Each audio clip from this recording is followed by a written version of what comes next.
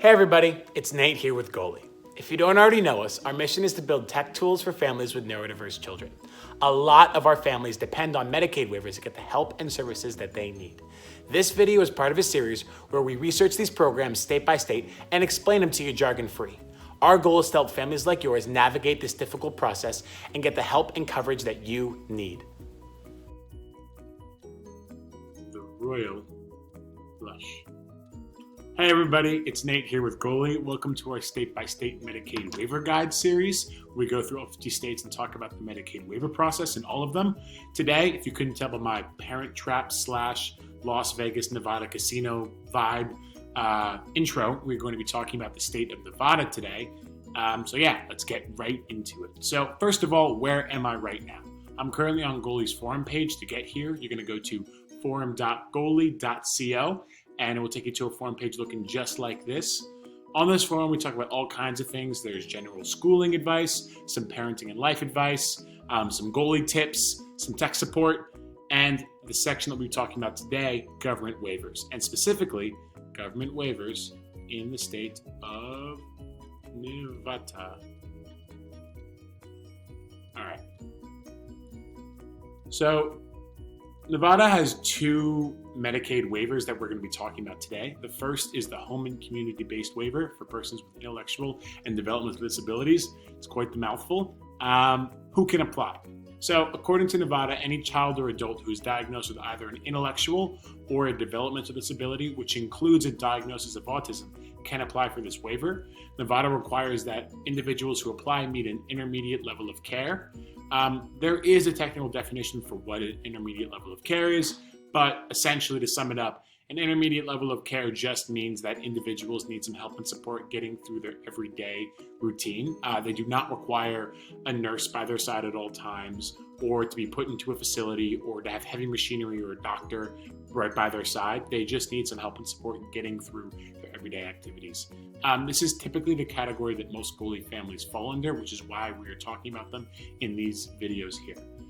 Important to note, there is currently an 809 person waiting list. That could be more or less depending on what time you're seeing this video, but that's not insignificant, but not as high as some other states which have tens of thousands.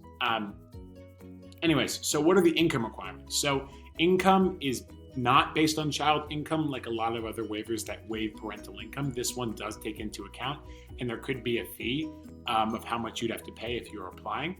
You should contact your local regional center for more specific information and to find out if you're somebody who qualifies and how much you would have to pay in terms of fee.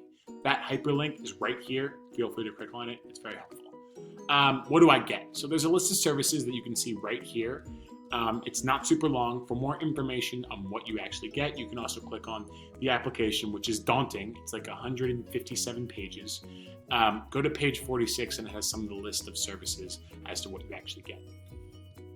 Okay, how do I apply? So the first thing you want to do is you're going to want to contact your local regional center.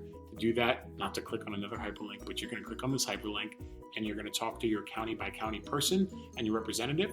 The other thing that you can do, they'll help you walk through the process. They'll tell you what to do. They'll be able to help you a lot more than this kid all the way over here can. They know a lot more than me and are hopefully more helpful. Additionally, what you can do is you can view the application and start filling it out, getting started. Like I said earlier, very long, very daunting. So maybe you want to call the person first, talk to them about the process, and then from there, continue forward. All right, the second way we're going to be talking about is the Nevada TEFRA or TEFRA program. So who can apply? So for the TEFRA program, any child or adult who is diagnosed with any intellectual or developmental disability, which includes autism, can apply. So this, unlike the other waiver, is aimed and made for individuals who need an intermediate level of care, a nursing home level of care, or a hospital level of care. So anyone is eligible to apply for that based on level of care. What are the income requirements? So income eligibility is actually on this one based entirely on child income, not parental income. So unless your child is bringing home an income and a significant one at that, you should be able to qualify for this based on income. All right, what do I actually get? So TEFRA waivers essentially extend Medicaid coverage to the home. So there's no real additional services than you would get with typical Nevada Medicaid. However, applicants are provided with services and coverages that would they would be given at an institution at an at-home basis. If you want a webpage that's helpful at explaining it, click on this one right here. It will take you to a Nevada site kind of explaining their tariff waiver. How do I apply? So you want to contact your local Division of Healthcare, Financing, and Policy office and ask about the tariff waiver. You can do that right here on this hyperlink. All right, now it's time to talk about what does the Goalie team think about Nevada's waivers. So Nevada's good for the most part. They have a general Medicaid tariff waiver and additionally have a more targeted waiver for individuals with intellectual and developmental disabilities that provides additional coverage. The more specific, however, waiver does have a wait list. It's only about a 900-person wait list, but still that's not what we're going for. We're going for instant care because we know that when you're applying for these services, you have a million other things on your plate and you just want to at least be getting treatment and help now. Additionally, the requirements for the waiver are difficult to find online and the website isn't the most helpful resource, which you'll see when we start scoring this in our Goalie waiver scorecard. So based on website clarity and ease of navigation, we gave that a 2 out of 5. Like I said earlier, not the easiest to navigate and the website's not clear, not a great score. In terms of access and requirements of qualification, we gave that a 3 out of 5. While it has a short wait list or semi-short wait list, there still is a wait list, which means that it can't get anything like a 4 or a 5, but there are 2 kinds of waivers, one for more generic service that's applied to everyone, and then one specifically for children and adults with intellectual disabilities, which is a positive. In terms of coverage, we gave that a 3 out of 5. It's nothing special, but does not seem to have any gaping holes or needs. So that's essentially our scorecard.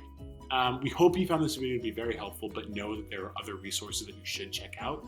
Both of these websites are very helpful. One's a nonprofit, one's an organization that advocates for legal rights. Both are great. Check them out and talk to them. I'm sure they'll be happy to help you. And additionally, this is the general main office number for the Division of Healthcare, Financing, and Policy. So check out your local county by county number, but if you have any general questions, you can also call the main office. Thank you very much for watching our video, and we hope you found it helpful. If you've gone through this process yourself and can add any color to our research, please share your experience in our forum. Your help would be greatly appreciated by families who are new to this. If you're just getting started yourself, don't worry. We're here to help. If you have any questions, ask them in our forum and we'll do our best we can to support you. And lastly, if you found this video helpful, let us know. Drop a like or leave a comment. We'd love to hear from you.